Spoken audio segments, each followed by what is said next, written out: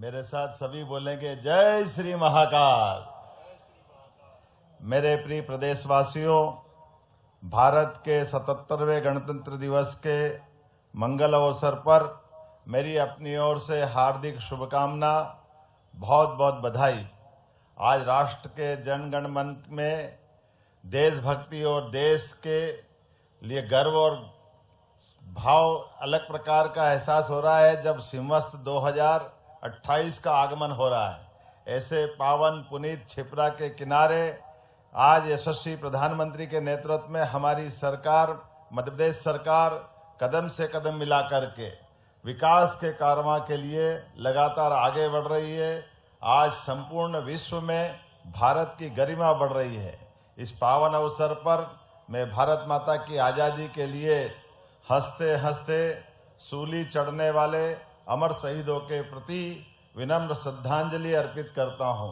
यशस्वी प्रधानमंत्री श्रीमान नरेंद्र मोदी ने राष्ट्र का कुशलतापूर्वक नेतृत्व करते हुए पूरे विश्व में भारत की श्रेष्ठ छवि बनाई है। प्रधानमंत्री श्री मोदी जी ने गरीब, युवा, अन्नदाता और नारी के विकास के लिए आह्वान किया। मध्य प्रदेश सरकार संकल्पबद्ध होकर कार्य कर रही है। हमारे देश की अर्थव्यवस्था कृषि आधारित है। खेती और किसानी करने वाले भाइयों के जीवन में मुस्कान लाने के लिए हमारी सरकार कई प्रकार से प्रयास कर रही है। मध्य प्रदेश में वर्ष 2026 को किसान कल्याण वर्ष के रूप में मनाने का हमने निर्णय किया है। वर्ष 2002-03 में जहां कृषि और संबद्ध क्षेत्र का बजट मात्र 600 करोड़ रुपया था, जिसे बढ़कर 2024-25 में 27,000 करोड़ से अधिक का ये बजट करके हमने अपने किसानों के प्रति समृद्ध किसान समृद्ध प्रदेश की दिशा में प्रदेश में कृषि का विकास बहुआयामी मॉडल तय किया गया है, जिसमें 10 बहुआयामी गतिविधियों को शामिल किया गया है। किसानों को समृद्ध बनाने के लिए मुख्य फसलों के साथ उद्यानिकी फसलों को उत्पादन के लिए प्रोत्साहित किया जा रहा है। औद्यानिक फसलों का उत्पादन 344 लाख मीट्रिक टन से बढ़कर 425 लाख मीट्रिक टन हो गया है। मध्य प्रदेश टमाटर, धनिया, लहसुन, संतरा उत्पादन में प्रथम है। इसी प्रकार से पुष्प उत्पादन, सीताफल, प्याज, हरी मटर, नींबू और लाल मिर्च में भी प्रदेश अग्रणी है। हमारा प्रदेश आने वाले समय में देश की दुग्ध राजधानी बनेगा। पशुपालन का कार्य और किसानों और पशुपालकों के लिए भी लाभ का माध्यम बने, इसके लिए बहुआयामी प्रयास किए जा रहे हैं। निराश्रित गोवंश के व्यवस्थापन के लिए गौशालाओं के प्रति गाय अनुदान 20 रुपए के स्थान पर 40 रुपया प्रति गौमाता करने का हमारी सरकार ने निर्णय किया है। इस वित्त वर्ष में गौशालाओं के लिए बजट प्रावधान 250 से बढ़ा करके 505 करोड़ रुपया किया गया है। प्रदेश में लगभग 3000 गौशालाएं 5.25 लाख गौमाताओं की देखभाल का दायित्व निभा रही है। मछली उत्पादन के बेहतर प्रबंधन से प्रदेश को विशेष श्रेणी से उत्कृष्ट श्रेणी में आने का पुरस्कार मिला है। मत्स्य उत्पादन के क्षेत्र में हमारा प्रदेश आत्मनिर्भरता की ओर अग्रसर है और निजी क्षेत्र में भी भागीदारी बढ़ रही है। 1.5 लाख से अधिक मत्स्य पालकों को किसान क्रेडिट कार्ड दिए जा चुके हैं। प्रधानमंत्री मत्स्य संपदा क्षेत्र में भी हमारी सरकार लगातार अच्छा काम कर रही है। इसी कारण से तालाब निर्माण और मत्स्य बीज का उत्पादन के कार्य भी हुए हैं। जन विश्वास अधिनियम 2024-25 के माध्यम से अनेक कानूनों के प्रावधान सरल किए गए हैं और अनावश्यक नियमों को हटाया गया है। इससे उद्योगों को विकास के लिए नई दिशा मिली है। मैं आज इस अवसर पर बोल सकता हूं कि आज वर्ष 2025 जब हमने 2025 उद्योग और रोजगार वर्ष मनाया, जिसके माध्यम से ग्लोबल इन्वेस्टर समिट में आए निवेश प्रस्तावों में 1/3 प्रस्ताव जमीन पे उतारे जा चुके हैं। अन्य देशों के उद्योगपति भी मध्य प्रदेश में उद्योग लगाने के लिए अब रुचि ले रहे हैं।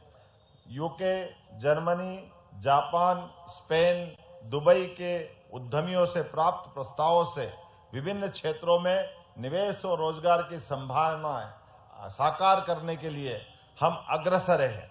हाल ही में स्विट्जरलैंड में हुई वर्ल्ड इकोनॉमिक फोरम की बैठक में भारत का दल सबसे बड़ा था। इसमें मध्य प्रदेश की भागीदारी भी महत्वपूर्ण रही है। उद्योग संवर्धन नीति में 2025-26 में 1552 करोड़ से अधिक की सहायता प्रदान की गई है। शासन के इस सहयोग से उद्यमियों का हौसला बढ़ा है। मध्य प्रदेश के उद्योग क्षेत्र में एक महत्वपूर्ण उपलब्धि धार में पीएम मित्र पार्क की आधारशिला रखे जाने से जुड़ी है। इसके लिए यशस्वी प्रधानमंत्री श्रीमान नरेंद्र मोदी जी ने अपने जन्म दिवस पर मध्य प्रदेश के अंदर 17 सितंबर को पधार कर स्वयं ये सौगात दी है। उद्योग और रोजगार को बढ़ावा देने के लिए कई महत्वपूर्ण कदम उठाए गए हैं। वर्ष 2025 में ऑनलाइन प्रक्रिया के माध्यम से 1092 औद्योगिक भूखंड उपलब्ध कराए गए हैं, जिसके आधार पर निवेशकों को पारदर्शी और सुव्यवस्था के आधार पर उद्योग के समग्र विकास के लिए 2025 में एमएसएमई नीति लागू की गई। स्टार्टअप नीति, कार्य योजना और औद्योगिक और भूमि आवंटन सभी चीजों को सिंगल विंडो सिस्टम के जरिए अब तक 2300 से अधिक औद्योगिक इकाइयों को 742 करोड़ से अधिक की सहायता प्रदान की गई है। वर्षों से लंबित निवेश प्रस्तावों का समाधान संभव हुआ है। मुख्यमंत्री उद्यम क्रांति योजना में हितग्राहियों को लगभग 500 करोड़ से अधिक का ऋण दिया गया है, जिससे स्वरोजगार और उद्यमिता को नई गति मिली है। मध्य प्रदेश में छोटे और मझोले उद्योगों की अपार संभावना है। यदि उद्यम सफल हो जाए तो साधारण से व्यक्ति को भी सक्षम बना देता है और उस क्षेत्र के विकास का नक्शा ही बदल जाता है। उद्योग हमारे लिए मंदिरों के समान है, जो रोजगार रूपी आशीर्वाद देते हैं।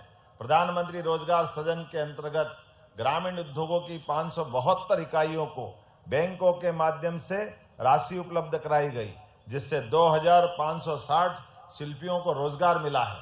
प्रधानमंत्री श्रीमान नरेंद्र मोदी जी ने वर्ष 2047 तक विकसित भारत का आह्वान किया है।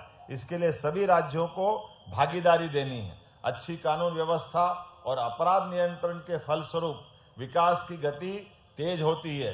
प्रदेश में कानून व्यवस्था की स्थिति को मजबूत बनाते हुए आपराधिक तत्वों पर भी नियंत्रण को प्राथमिकता दी गई है। आपको बताते हुए प्रसन्नता हो रही है, मध्य प्रदेश में केंद्र सरकार द्वारा निर्धारित समय के पूर्व नक्सलवाद की समाप्ति का कार्य किया गया है। मध्य प्रदेश में नक्सली तत्वों का खात्मा कर दिया गया है। नक्सलियों ने या तो आत्मसमर्पण किया या फिर वे मुठभेड़ में मारे गए। समर्पित नक्सलवादियों को विभिन्न योजनाओं का लाभ देकर के समाज में शांति व्यवस्था बनी रहे, इस दिशा में भी हम काम कर रहे हैं। प्रदेश में नशे के विरुद्ध जन जागरूकता अभियान भी चलाया जा रहा है। गरीबों को सिर पर छत उपलब्ध कराने के लिए प्रधानमंत्री आवास योजना के अंतर्गत 11 लाख से अधिक आवास मंजूर किए गए हैं। जब मैं आपसे बात इस तरह से कर रहा हूं तो 4 लाख से अधिक आवास तो हमारी सरकार ने काम की गति को मेंटेन करते हुए तैयार भी कर दिए हैं और हम लगभग 5.25 लाख आवास बनाएंगे। मुख्यमंत्री मजरा टोला योजना के माध्यम से 20,000 से अधिक बसाहटों तक सड़कों की सुविधा पहुंचाने का प्रयास प्रारंभ हुआ है। इस कार्य के लिए 21,000 करोड़ की राशि हमारी सरकार द्वारा मंजूर की गई है। मध्य प्रदेश में अनुसूचित जाति वर्ग के कल्याण के लिए निरंतर हम काम करते जा रहे हैं। गत 2 वर्षों में 50 लाख विद्यार्थियों को 2,000 करोड़ से अधिक की छात्रवृत्ति प्रदान की गई है। ये प्रसन्नता का विषय है। अनुसूचित जाति वर्ग के विद्यार्थी IIM, IIT, AIT, NNLU जैसी संस्थाओं में अध्ययन कर रहे हैं। यही नहीं, सरकार ने स्नातकोत्तर पाठ्यक्रम के लिए विदेश भेजने और उसकी फीस की व्यवस्था करने का काम भी हमारी सरकार के द्वारा किया जा रहा है। मध्य प्रदेश में जनजाति वर्ग के कल्याण के लिए अनेक योजना संचालित है। शिक्षा और स्वास्थ्य के क्षेत्र में राज्य सरकार ने जनजाति वर्ग के लिए कई महत्वपूर्ण कदम उठाए हैं। प्रदेश में 63 एकलव्य विद्यालय की स्थापना करते हुए 25,000 से अधिक विद्यार्थियों को इससे जोड़ा है। कक्षा 11वीं और 12वीं के 2 लाख विद्यार्थियों को छात्रवृत्ति के माध्यम से लाभान्वित कर रहे हैं। अन्य पिछड़ा वर्ग के युवाओं को भी रोजगार देने के उद्देश्य से और देश और विदेश तक भेजने की योजना भी संचालित कर रहे हैं। हाल ही में 21 युवाओं को रोजगार के लिए विदेश भेजा गया है। जापान और अन्य देशों में हमारे युवा अपनी प्रतिभा से अपना नाम कमा रहे हैं।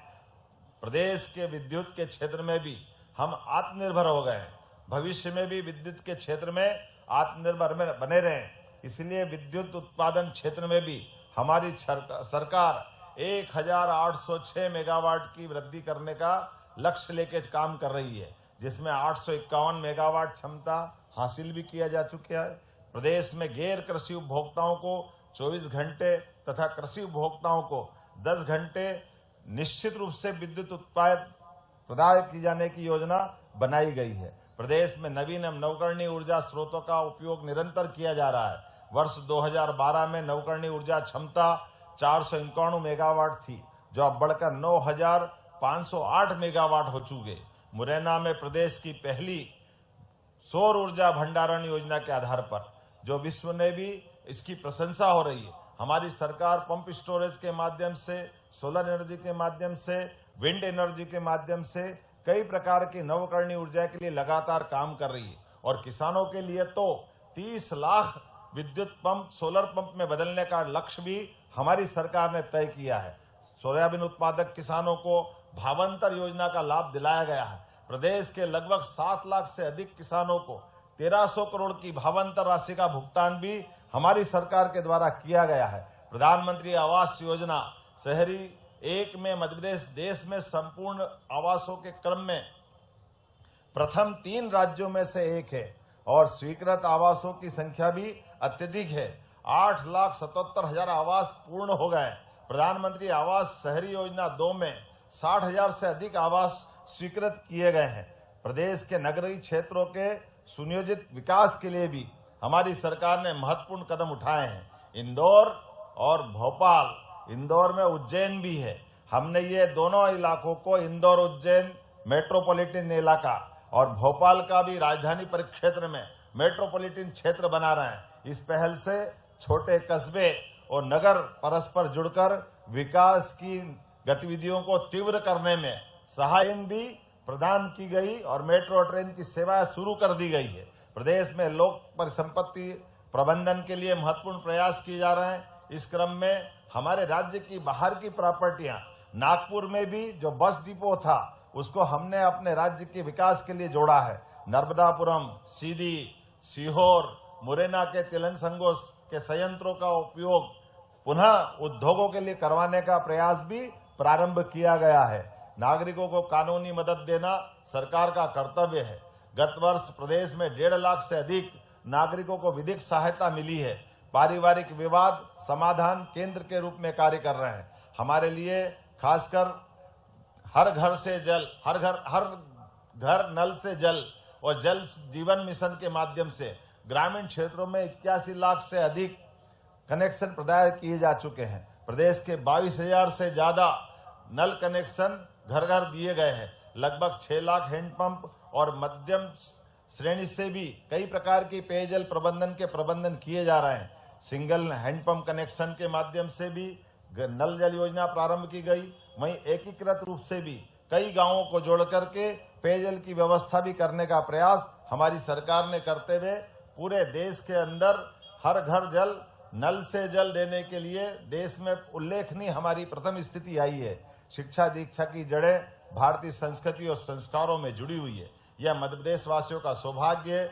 भगवान श्री कृष्ण ने उज्जैन में सांदीपनि आश्रम में शिक्षा ग्रहण की है। हमारी सरकार सांदीपनि आश्रम को भी भव्य दिव्य बनाते हुए उस काल को जीवंत करने के लिए प्रयास कर रही है। जब मैं आपसे इस तरह की बात कर रहा हूं तो स्वाभाविक रूप से इस सांदीपनि विद्यालय की हम अपनी तरफ आना चाहेंगे। स्कूलों में भी शिक्षा का स्तर श्रेष्ठ हो और हमारे स्कूल विद्यार्थियों को बेहतर वातावरण उपलब्ध कराए, इसके प्रयास भी प्रारंभ किए गए हैं। इसी का नतीजा है कि स्कूलों में ड्रॉप आउट दर जो पहले 6% थी, मुझे इस बात की प्रसन्नता है केवल 2 वर्षों में हमने इसको 0% पे लाके उस अपने जवाबदारी को निभाया है। इतना ही नहीं, निजी विद्यालयों में भी पढ़ाई कर रहे 8.5 लाख बच्चों की फीस भी हमारी सरकार भर रही है। प्रदेश में 369 सांदीपनि विद्यालय प्रारंभ किए हैं। राज्य सरकार ने निर्णय किया है द्वितीय चरण में सांदीपनि विद्यालयों की क्षमता 1000 से अधिक बढ़ाते हुए इस पर 360 करोड़ की राशि भी हमारे द्वारा खर्च की जाएगी। उच्च शिक्षा के क्षेत्र में गुणवत्तापूर्ण परिवर्तन करते हुए राज्य सरकार पूर्णतः शिक्षा के लिए प्रतिबद्ध है। मध्य प्रदेश में युवाओं को उच्च शिक्षा सरलता से उपलब्ध कराने के लिए भी उसे लाभप्रद, कौशल युक्त और रोजगार परक शिक्षा देने का हमारा संकल्प है। आधुनिक तकनीक, डिजिटल लर्निंग और नवीन शिक्षण पद्धतियों के माध्यम से युवाओं को वैश्विक प्रतिस्पर्धा के योग्य बनाने का कार्य प्राथमिकता से किया जा रहा है। जनजाति नायकों में 3 नए विश्वविद्यालय, क्रांति सूर्य टंट्या मामा, क्रांति वीर तात्या टोपे और रानी अवंतीबाई लोधी विश्वविद्यालय सागर की स्थापना भी की गई है। साथ ही पंडित शंभुनाथ शुक्ल विश्वविद्यालय शहडोल का संबद्धतादायी विश्वविद्यालय में उन्नयन किया गया है। प्रदेश में 22 भारतीय भाषाओं और 4 विदेशी भाषाओं के क्रेडिट आधारित पाठ्यक्रम भी प्रारंभ किए गए हैं। शासकीय पॉलिटेक्निक महाविद्यालयों में प्रदेश के लिए जागरूकता अभियान चलाया जा रहा है। परिणाम स्वरूप नामांकन में 21% से ज्यादा की वृद्धि हमारे राज्य के अंदर हुई है।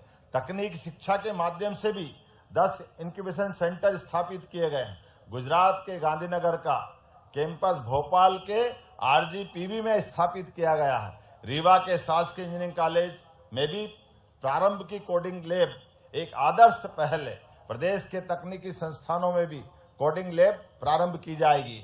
राजस्व संग्रहण में भी वाणिज्य कर विभाग महत्वपूर्ण भूमिका निभा रहा है। वित्त वर्ष 2023-24 में 51,469 करोड़ की तुलना में बीते वर्ष 55,633 करोड़ का राजस्व संग्रहण हमने किया है। एक तरफ हम विकास भी कर रहे हैं, दूसरी तरफ हमारे राज्य का कोष भी पर्याप्त रूप से बढ़े, इस दिशा में हमारी सरकार काम कर रही है। वन और वन्य जीव के क्षेत्र में तो उल्लेखनीय काम हमने कई प्रकार से प्रारंभ किए। शिवपुरी का माधव राष्ट्रीय उद्यान को नवा टाइगर रिजर्व घोषित किया गया। सागर में डॉक्टर भीमराव अभयारण्य, श्योपुर में जहानगढ़ अभयारण्य का गठन किया गया है। पालनपुर, कूनो और गांधी सागर में हमारे लिए तो चीतों की बसाहट के 1, 2 और तीसरा हमारा अपना अभयारण्य प्रारंभ हुआ है। इसी प्रकार से नौरोदही का भी अभयारण्य बहुत जल्दी हम प्रारंभ करने वाले हैं। विमुक्त, घुमंतु और अर्ध घुमंतु समुदायों के समग्र विकास के लिए भी निरंतर प्रयास हमारी सरकार के द्वारा किए जा रहे हैं। तो के श्रमिकों के लिए हमारी सरकार ने कई प्रकार की योजना चालू की है। खास करके संबल के क्षेत्र में जो योजना लागू की गई है, इसके माध्यम से 1,21,000 से अधिक हितग्राहियों को राशि प्रदान की गई है। नागरिकों को बेहतर स्वास्थ्य और चिकित्सा सेवा प्रदान करना हमारी प्राथमिकता है। राज्य में शासकीय चिकित्सा महाविद्यालय की संख्या भी निरंतर बढ़ती जा रही है। शासकीय चिकित्सा महाविद्यालय 19, प्राइवेट चिकित्सा महाविद्यालय 14 और 14 के टेंडर लगाए गए हैं। आने वाले समय में 2028 तक हमारा प्रयास है ये मेडिकल कॉलेज 50 से ज्यादा अपने राज्य में हो और ये देश के किसी भी राज्य में भी सबसे बड़ी संख्या मेडिकल कॉलेजों की खुलने की मध्य प्रदेश की रहेगी। जोरदार अभिनंदन कर से मेडिसिटी तो हमको मिल ही रही है। मेडिसिटी के माध्यम से भी हमारे राज्य ने अब देश में अपनी अलग मध्य प्रदेश में उज्जैन के माध्यम से पहचान बनाई है। मैं मान के चलता हूँ आयुष शिक्षा को बढ़ावा देने के लिए इस वर्ष 3 नए आयुर्वेदिक महाविद्यालय प्रारंभ करने का निर्णय किया गया है। खंडवा और भोपाल में आयुष और आयुर्वेद के भवन निर्माण किए जा रहे हैं। मध्य प्रदेश में वेलनेस टूरिज्म को प्रोत्साहन देने के लिए 12 नए हेल्थ केंद्र पर्यटन के माध्यम से भी प्रारंभ कर रहे हैं। प्रदेश की प्रगति में खास करके सुशासन का हमेशा विकास के लिए नींव का पत्थर होना चाहिए और इसी आधार पर प्रदेश में गत 2 वर्षों में बड़े पैमाने पर विकास कार्यों को शिलान्यास और लोकार्पण ने उनको यथार्थ में नीचे जमीन पे उतार करके हमारी सरकार जो कहती है वो करके दिखाती है। इस दिशा में हम आगे बढ़ रहे हैं। जबलपुर में 1100 करोड़ की लागत से एलिवेटेड कॉरिडोर का निर्माण किया गया। इसी प्रकार 152 करोड़ की लागत से भोपाल में मेदा मिल चौराहे पर गायत्री मंदिर से गणेश मंदिर तक फ्लाईओवर और डॉक्टर श्यामा प्रसाद मुखर्जी नगर में रोड को 6 लेन करने का कार्य भी हमारी सरकार के द्वारा किया गया है। किसानों की समृद्धि में उनकी अच्छी सिंचाई की आवश्यकता होती। बीते 2 वर्षों में जल संसाधन विभाग और नर्मदा घाटी विकास के माध्यम से 7 लाख हेक्टेयर से अधिक क्षेत्र में हमने सिंचाई का रकबा बढ़ाया है और नवीन सिंचाई क्षमता का भी लगातार विकास के संकल्प लेते हुए पूरी सरकार के 5 साल के टेन्योर में 100 लाख हेक्टेयर क्षेत्र में हमारी सरकार सिंचाई का रकबा बढ़ाएगी। ये उल्लेखनीय है, 1956 में बना मध्य प्रदेश 2002-03 तक केवल 7 लाख हेक्टेयर क्षेत्र में सिंचाई की क्षमता रखता था, लेकिन उल्लेखनीय ये भी है कि केवल 20 साल में हमने 42 लाख हेक्टेयर से हमारी उस स्थिति को बढ़ाया है और सरकार ने 2 साल के अंदर अकेले 2 साल में 7 लाख हेक्टेयर का रकबा बढ़ा करके अपनी किसानों के प्रति और सिंचाई के रकबे को बढ़ाने की प्रतिबद्धता को सिद्ध किया है। प्रदेश में उत्कृष्ट संसदीय परंपराओं का पालन करने का भी अभियान चलाया गया है।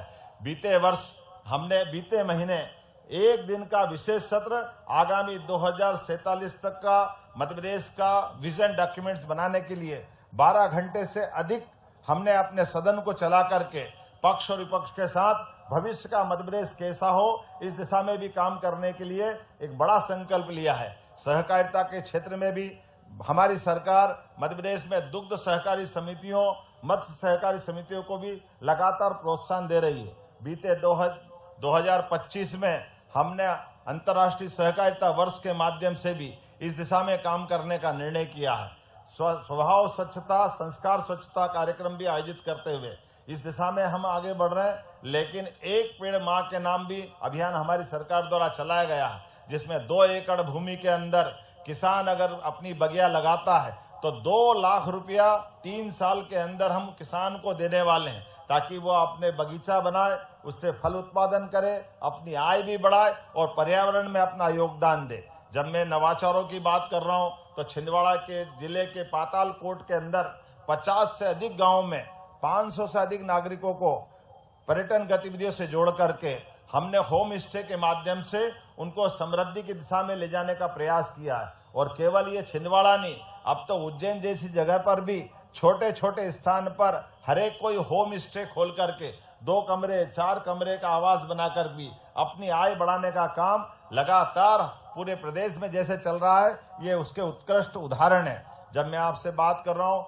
देश के लिए मध्य प्रदेश का महत्व क्या है, नागरिकों को अधिसूचित सुविधाओं को प्रदान करने में भी हमने कानूनी गारंटी देने का काम किया है।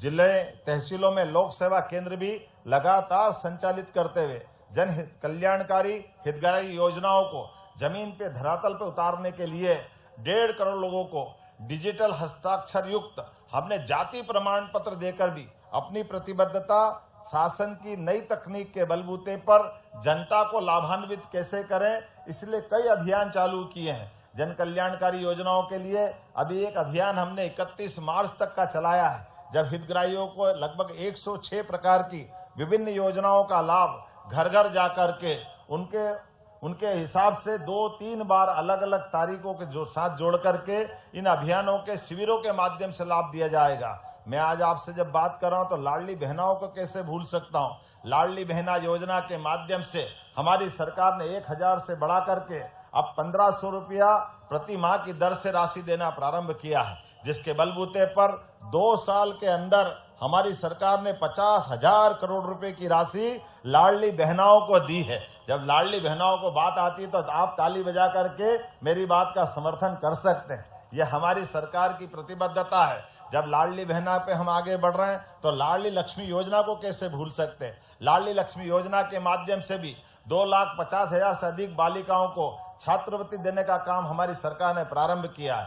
प्रधानमंत्री मातृ वंदना योजना से भी प्रदेश की 3 लाख बहनों को लाभान्वित किया जा चुका है। खेलों की दुनिया में हमारा प्रदेश नित नई पहचान बना रहा है। शहडोल जिले के अंदर खिलाड़ी ब्राजील के फुटबॉल खिलाड़ियों की तरह दक्षता हासिल करे, इसलिए हमारे आदिवासी अंचल के बच्चों को भी हमने न केवल जर्मनी भेजा बल्कि विभिन्न अकादमियों के माध्यम से अंतर्राष्ट्रीय स्तर पर 19 स्वर्ण, 29 रजत और 100 हमने खासकर 36 कांस्य पदक जीते हैं और राष्ट्रीय स्तर पर 189 स्वर्ण, 131 रजत और 118 कांस्य पदक हमारी राज्य में जीते गए हैं। मैं मान के चलता हूं, जब ये केवल इस प्रकार के गेम नहीं, हमने तो अपनी खास करके महिला क्रिकेट टीम में भी क्रांति गोड़ को 1 करोड़ की धनराशि देकर के बहनों के खेल में प्रोत्साहन को बढ़ावा देने का